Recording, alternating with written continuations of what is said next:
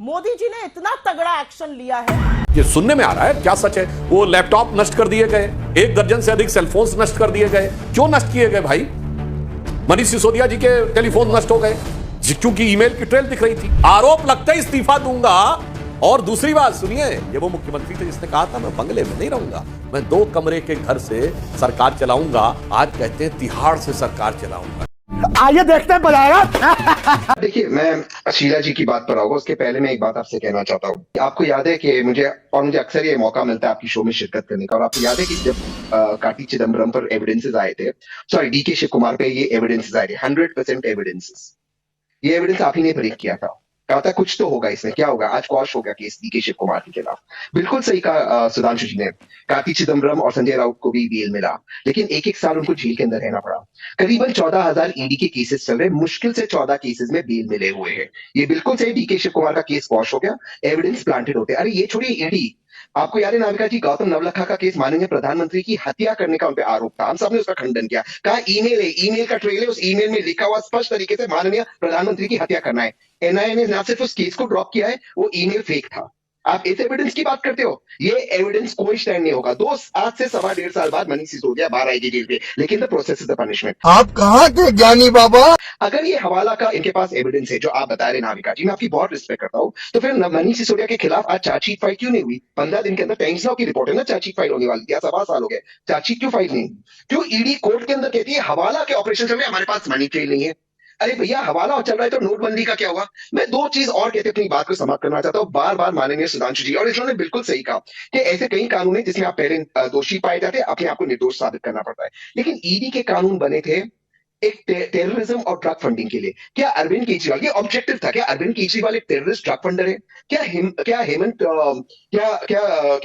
जो झारखंड के मुख्यमंत्री है वो ड्रग फंडिंग करते हैं? 2 सिटिंग मुख्यमंत्री जेल के अंदर है, आपके पास मनी ट्रेल है। क्या ईडी का ये दुरुपयोग नहीं हो रहा है? तू है कौन रे? जो इन्होंने बात कही, मैं तहसीन जी की बात से बिल्कुल कहना चाहूंगा कि ये जो ईडी का नियम बना, पहले जो सभा जी ने बात कही, ये पीएमएलए का कानून कांग्रेस लाई।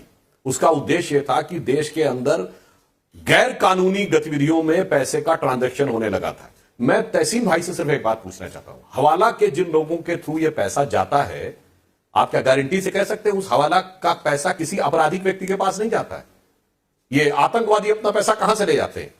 चैनल तो वही रहता है ना।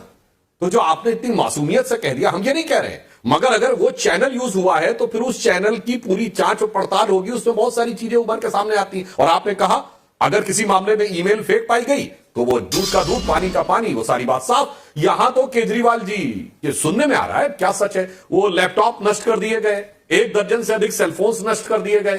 क्यों नष्ट किए गए भाई? मनीष सिसोदिया जी के टेलीफोन नष्ट हो गए क्योंकि ईमेल की ट्रेल दिख रही थी। ईमेल फेक है या गलत है? आप युवा भी हैं, वकील भी हैं और टैक्स सेवी भी हैं। ये कोई बहुत मुश्किल काम नहीं है इस बात को प्रूव कर पाना कि वो जो कॉल डिटेल है वो फेक है या ईमेल फेक है। Good question, you are a good question. यही कारण है कि यह समस्या उभर कर सामने आती है। और दूसरा मैं कह रहा हूं भाई, बाकी सारी बातें छोड़िए, आज एक बार ईमानदारी से कह तो दे, आज सवाल नैतिकता का है। आरोप लगता ही इस्तीफा दूंगा। और दूसरी बात सुनिए, ये वो मुख्यमंत्री थे जिसने कहा था मैं बंगले में नहीं रहूंगा, मैं 2 कमरे के घर से सरकार चलाऊंगा।